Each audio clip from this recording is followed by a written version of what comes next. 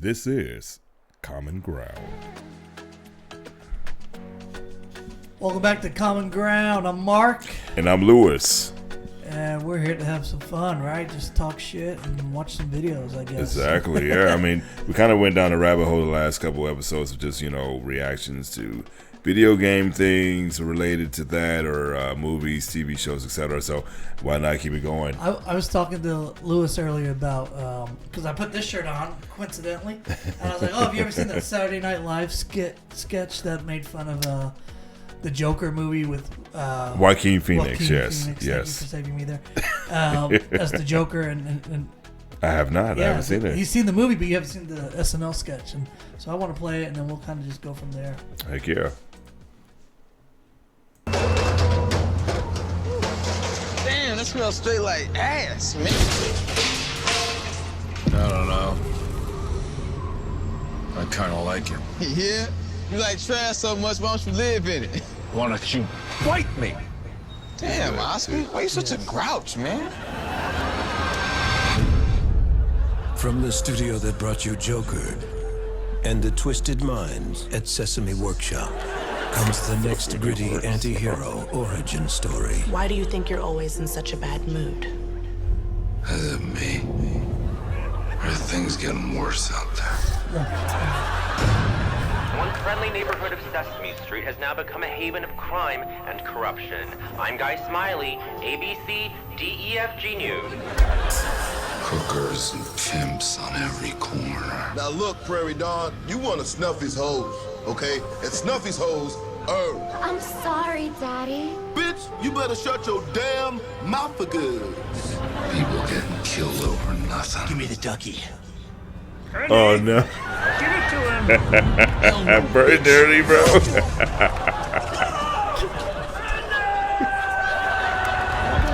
And how does that make you feel? Grouchy. If everyone calls you trash, and everyone treats you like trash, why don't you just become trash? Variety asks, did we need a dark take on Oscar the Grouch? No, says the New York Times. The beloved residents of Sesame Street like you've never seen them before. You want to see this big bird dance? 1, 2, 3. No.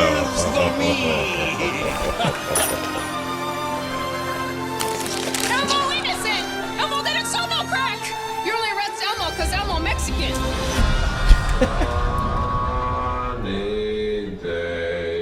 From director Todd Phillips. Sweep in the clouds away. And the writer of P is for Potty. On my way where the air is sweet. Can you tell me how to get? Would you do me one favor? Would you call me the Grouch? Brought to you by the letter R. Scram! Yeah. They killed it. They killed it. If you watch, and I'm not going to do it here, but if you watch the Joker trailer and line it up, it's like almost scene for scene. I will admit, like, they really went in on the sequence of doing the same thing from the film. That's pretty awesome. The moments like this, like, all right, Saturday Night Live, and this is a 4-year-old video, but Saturday Night Live still got it, right? They're still out there. Every once in a while, they'll produce something funny as hell. And I kind of want to see a Grouch movie based off that now, because I think it would be perfect. Dude, I don't know, man. That's crazy. Like, I like the fact that, they just went in on the comparison of it. And actually, okay, my question to you is actually, have you seen the Joaquin Phoenix version? No, I haven't. You have not. And it's on my list. I will. I promise you I will. And, I've seen clips of the movie here and there. Mm-hmm. And I think he does a good job based off what I've seen. Have you? Oh yeah. And see, so I will always be a Heath Ledger Joker fan. Just, he knocked it out of the park. Everyone has their qualms about it, but just his adaptation and just the energy that he put into it, just I don't know, that's a whole nother conversation. But the Joaquin Phoenix version of it was really cool too, because he really focused on, or not just him, but just the writers and directors and stuff, on the PTSD side of things and just the psychological side. And if you really like to think and see the mental aspect of things, that's a good movie to watch. So, I agree. Heath Ledger is probably my top Joker. I mean, he just killed the role. I mean, probably not the best word to use describing Heath Ledger, but he did a heck of a job, right? Yeah. Jack Nicholson. Jack Nicholson is a legend as He's well. Up there, though. And see, can't argue with his Joker. So that's a debate in itself. Everyone used to say, Jack's better, or he's better. Jack Nicholson had a different embodiment of Joker. He was more the comical version of Joker, as he should have been back in those days. I mean, just his demeanor, the fact that you got Prince music playing in the background. There were so many great elements to why he was a good Joker for his time. Sure, yeah. Now, a lot of the one guy who gets a lot of slack that I think shouldn't, and now I can't think of his name, was the Joker in Suicide Squad. Oh, man. Oh, Jared Leto, dude. I thought he was fine. Jared Leto. You got to think about it. You got the you got the Phoenix version, right? Mm-hmm. And it's for the times, because that is the origins of the Joker. He came from the 70s. If you're going off the comic books, at least that version of the comic books, they do that, right? And then when you look at Jared Leto. Jared Leto, when you look at his Joker, it's kind of like, okay, he's a 2000s Joker. I can see that, because he's a gangster Joker. I mean, a psychotic gangster Joker. And as you look at a lot of these famous celebrities, rap stars, or wannabe whatever, they all have those kind of tattoos on them now. Jelly Roll. What's the other white guy? Yeah, there's so many. I can't think of the names, but yeah, you're right.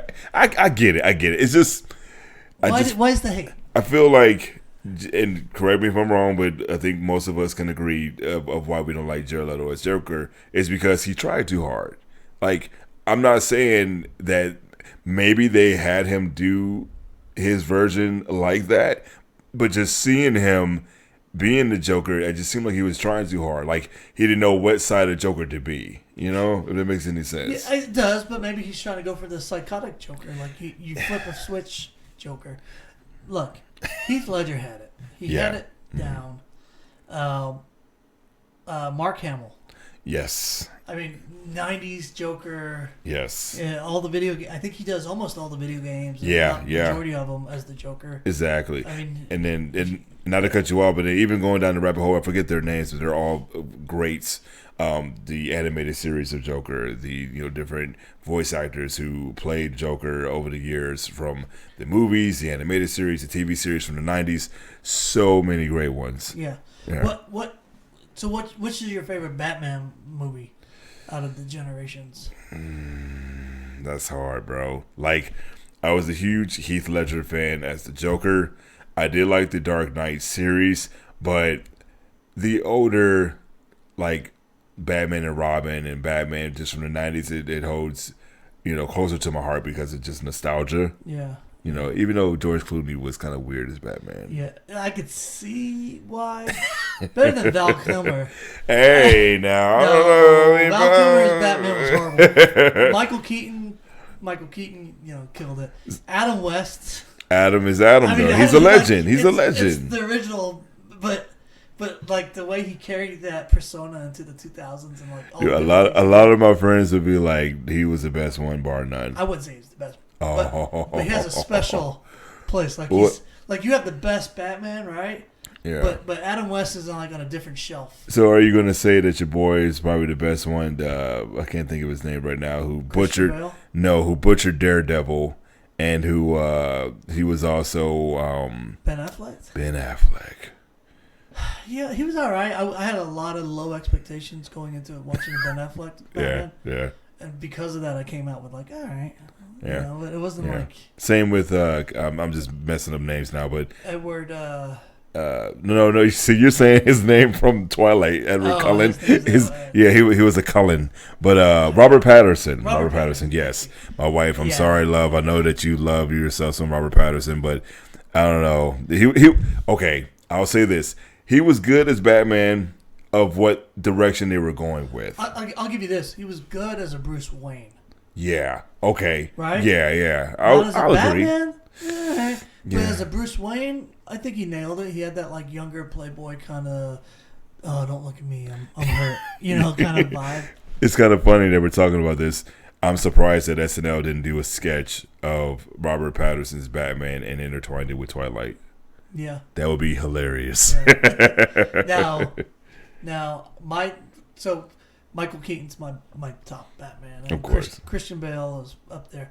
Mm-hmm. I think as a young adult when the trilogy came out, it made me connected to it better. I don't know. There's something about the way that the style of the movie was done that I appreciate the Batman. Of course, but like when it comes to like the toys and the vehicles, I'm all about the 90s. Oh yeah, of course.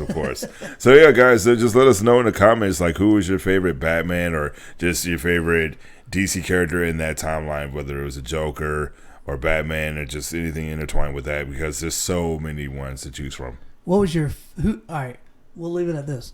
So outside of the Joker, all right, fine. Mm-hmm. Because he's probably one of the best villains, and that's why they keep using him. Yes. My second best villain is probably Two-Face. Ooh, that's good. Who's that's good. Mine, not because people say that I sound like him, Mr. and Freeze. I would love. No, just Darkseid.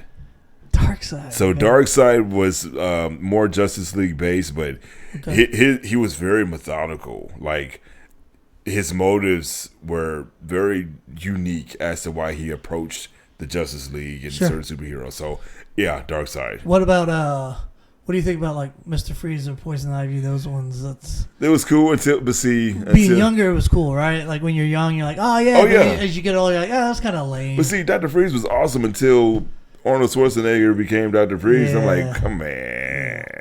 All right, we're gonna leave you with that. Take care. Have a good one, guys. All right, guys. Next one.